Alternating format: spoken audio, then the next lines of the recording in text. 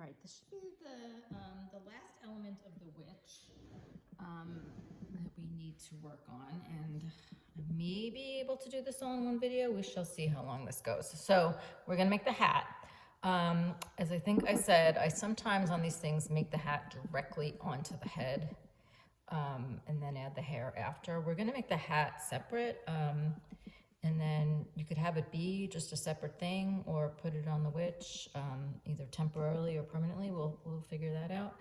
But what we want to do is, there are ways to do this wet felted and with pre-felt and have it be like just a hat. But I actually, this is needle felting, and I like everything to be kind of solid and have a core. So we're gonna, to start with, we're gonna out of the core wool make the cone like this. So I'm not going to do the whole, I got this one done ahead of time so we can save time, but this is just similar to when you make an egg, except that instead of rolling it into an egg shape, we're going to like roll some core wool into a cone. We could do more than that. Here, let's get these witches out of the way. You want it to be, just have a little less wool at the pointy part and then make it thicker here. And we'd start with just enough to get started and keep rolling it.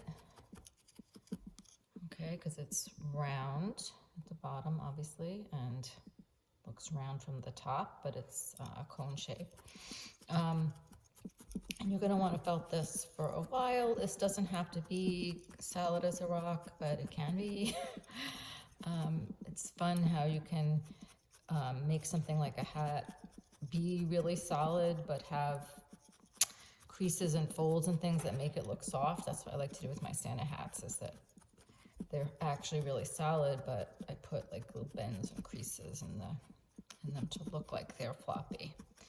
So, you would do this for a while and firm this up, and you can roll the top to make it pointier. And then if it gets narrow at the bottom, you can just be adding more wool, not to the top, but just very blended into the cone shape. So this will take you a while. I'm not going to demonstrate the whole process of making the cone, but that's how you get started on it. Just keep felting like you would an egg, except into this cone shape, and then we have a cone, right? And the other thing we need, so there's two parts of the hat, really. There's the main cone part of the hat. There's this brim of the hat.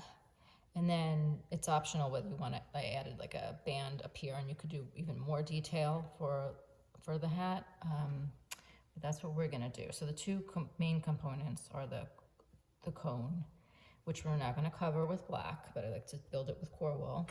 And then this brim, which is a flat felted thing. It's like if you've been felting with me, like doing leaves or ears, except it's gonna be a big round thing.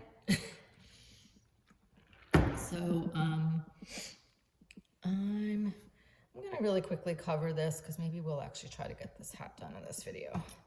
But I'm gonna cover the cone with some black wool. You can make your hat purple or green or something else, depending on how you did your witch. And you can actually put like a bend in the hat if you want to. I kind of like witches' hats to be really stiff and pointy.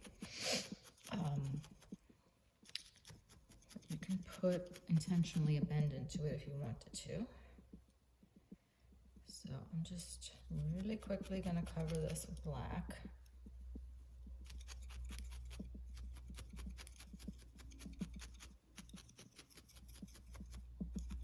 You don't want to lose the pointiness of this, so really want to get that part. And just realize that because you have core wool in there, you don't want to poke all the way through. It's the more you get to the narrow end, the more likely you would be to, like, I'm going to show you what happens. If I poke all the way through on this end, I'm going to get, can you see the white spots coming through on the other side? So you want to get this black applied here without having it poke through on the other side. And that's easier at the wider end, and you have to be more careful at the tapered, pointy end. So I'm now going to cover more black up here.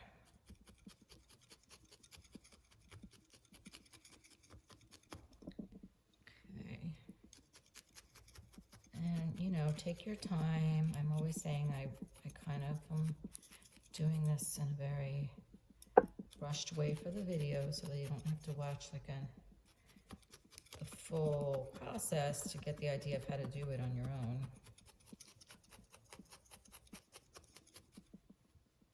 Okay. So I'm still gonna, whoop, I keep knocking that camera. Make that really, the camera's so close to my arm. So you're gonna wanna keep turning this and poking and not poke all the way through. Just poke to the center. And at some point you can roll the pointy part in your hands.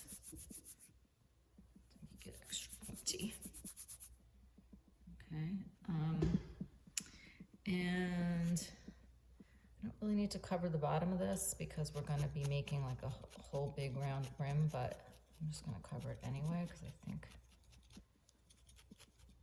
it'll just make it easier to make sure there's no gaps once I put the brim on there. It's not that much extra wasted black wool. Okay, so you can cover the bottom of that. I guess this is how you could make, there's some wizard hats with no brim, right? You can make like a wizard hat like this. That still needs, I don't know if you can see how fuzzy that is. It still needs plenty of felting. I like stuff to be nice and smooth. So it needs more, but I'm just gonna, it would just be the same thing, just going round and round and round, very lightly poking this in to smooth out the wool. Okay, so do that a while longer. Don't be in a rush like I am doing for the demonstration. So now I'm going to show you the brim. So we're going to lay out wool. It's like doing, like I said, ears or leaves, except we're going to want to make like a big round circle, and you can use the witch to see like how big you're going to want this. But we're going to lay out, I'm going to lay out like a few layers of wool.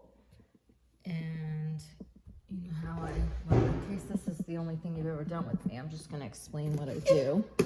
And get a little more black wool. Here's some more. So you're going to want to lay out probably 2 thick layers or 3 thinner layers of wool, and you can cross hatch it. If you notice, I laid down the first layer in one direction, then the second layer in another direction. And here's some more. And then I'm going to, I'm going to poke this down. And when you're doing the flat felting, I'm always telling you that you don't want it to get stuck to your pad or even to your fleece. So you want to do this a little bit and then but not so long that it gets really stuck. So I'm going to pull up you can see it's poking through. And then I'm going to very carefully peel it off the fleece and turn it over and poke it some more.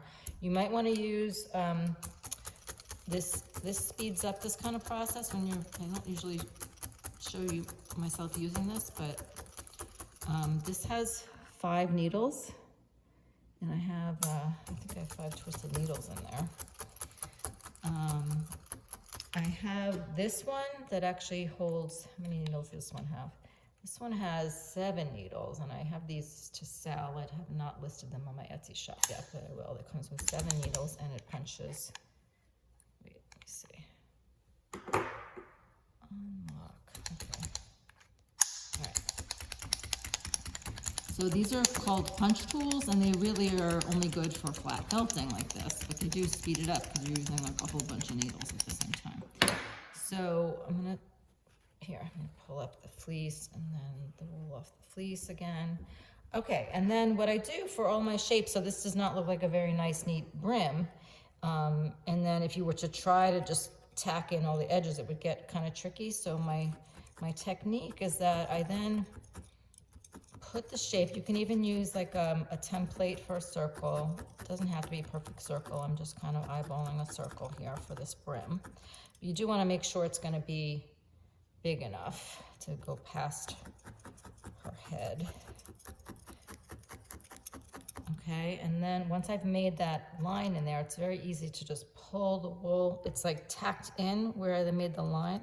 So if I pull the wool over, it'll pull to that line and it will automatically just make this nice edge. Okay, so I'm gonna go around, actually moving the whole pad at this point.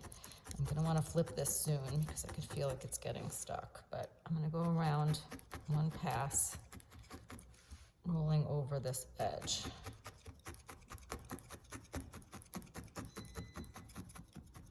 Okay, I'm almost done.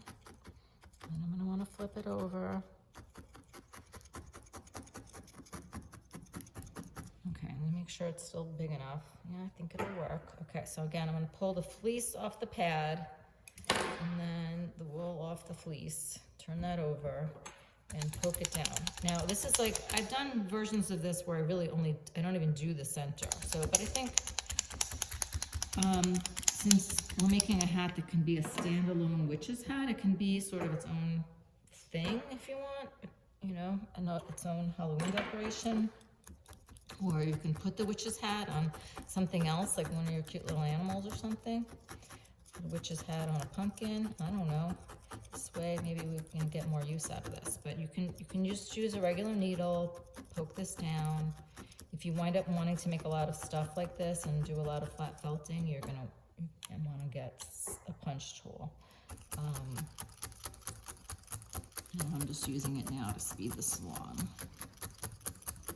Okay, so this, you want it to get to the point where it's really strong.